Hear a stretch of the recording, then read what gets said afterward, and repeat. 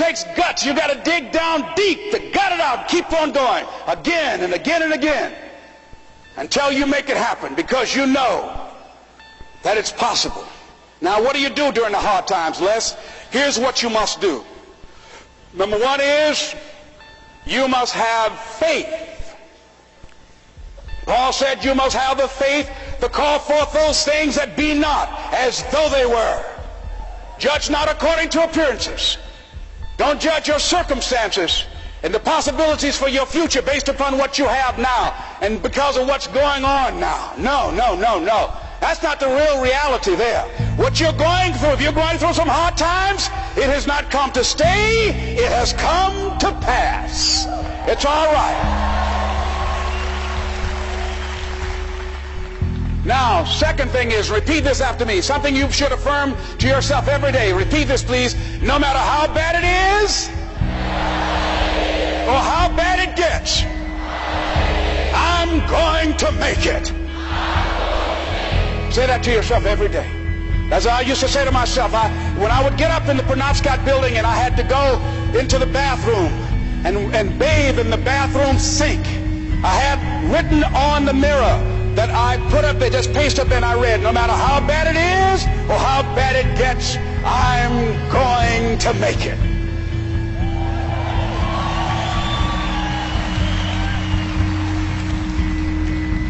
So you've got to have faith. You talk to yourself. You say that affirmation. The next step is you must have patience and engage in consistent action. Patience and engage in consistent action. See, everything does not always happen, ladies and gentlemen, when we want it to happen. It doesn't happen quickly. So in that process, they have something in the Far East called the Chinese bamboo tree. The Chinese bamboo tree, every day it has to be watered and fertilized. It's a very hard nut, and it takes 5 years of watering and fertilization every day, according to American Geographics, before it breaks through the ground.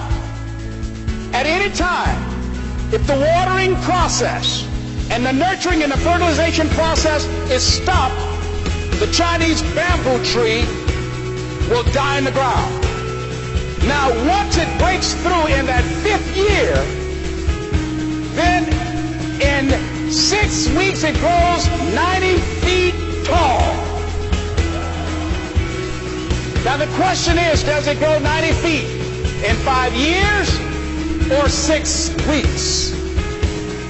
The answer is obvious. It takes 5 years.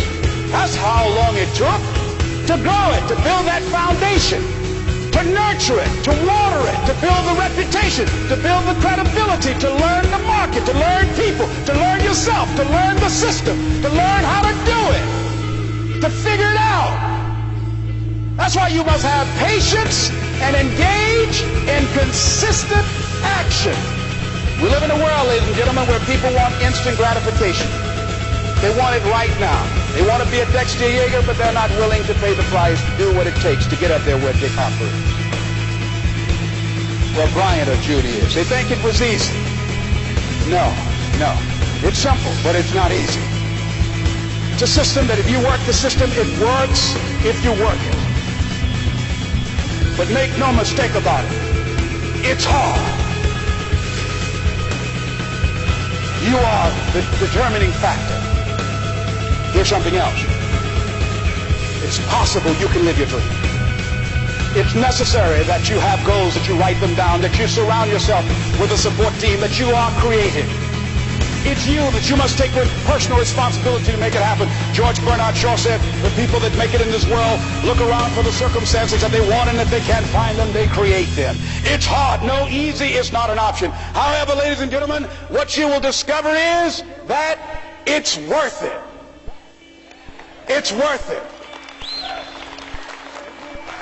I suggest to you, if you want to become diamond, write down 5 reasons of why it is worth it for you to become a diamond, to experience that level of achievement. What is it that will give you the drive? What is it that will ignite the courage in you to get up and come back again and again and again? How is it that you would be able, what reasons that can tap into that deep down feeling that goes to your gut, that no matter how many times you get knocked down, that you're coming back?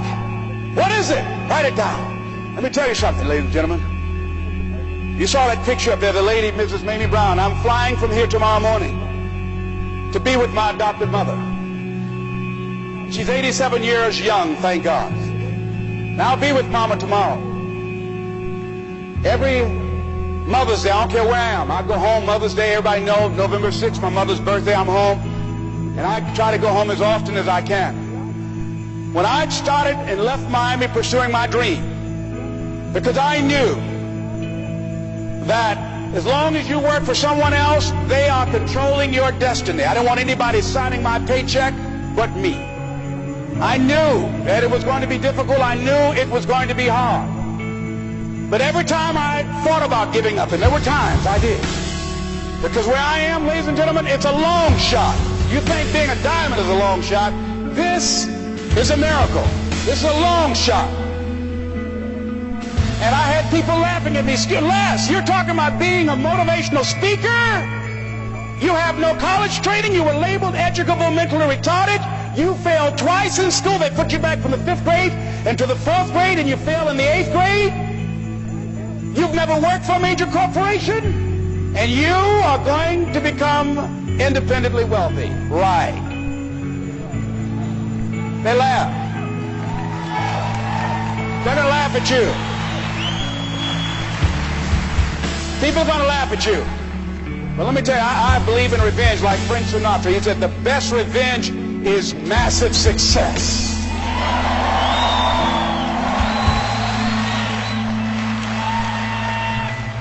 Ladies and gentlemen, when I was driving around with my mother and she saw a house, we were just looking for homes, and we drove an exclusive area of Miami where the coach of the Miami Dolphins, Don Shula, lives in that area called Country Club. My mother saw this house. Oh, what a beautiful home. And we looked at it. She said, oh boy, I would love to have something like that. One day I would feel like Mrs. Rockefeller.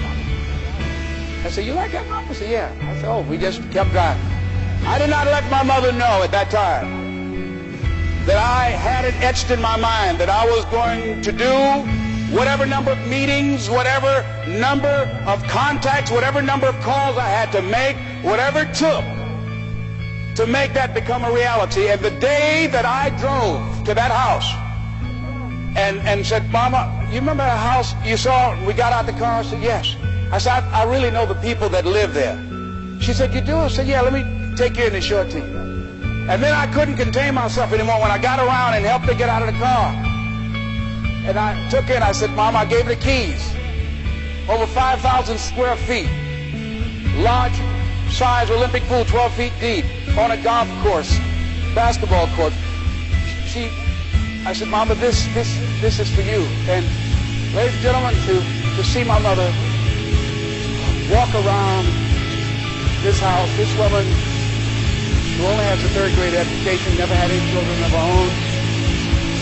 And she walked around, she said, oh Lord, oh thank you Jesus. No one would have ever told me this would have happened to me. She said, Leslie, she said, you know, that day when I went in that building and they told me this lady had these boys that she wanted to put up for adoption.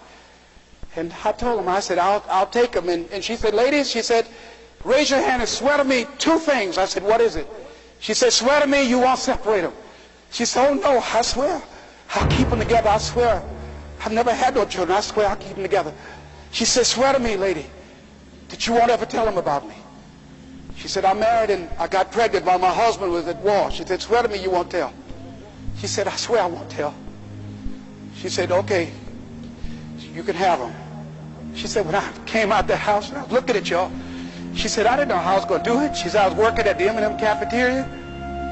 She said, I didn't know how I was going to raise y'all. I just knew somehow the Lord would make a way somehow. And I never thought this would happen to me.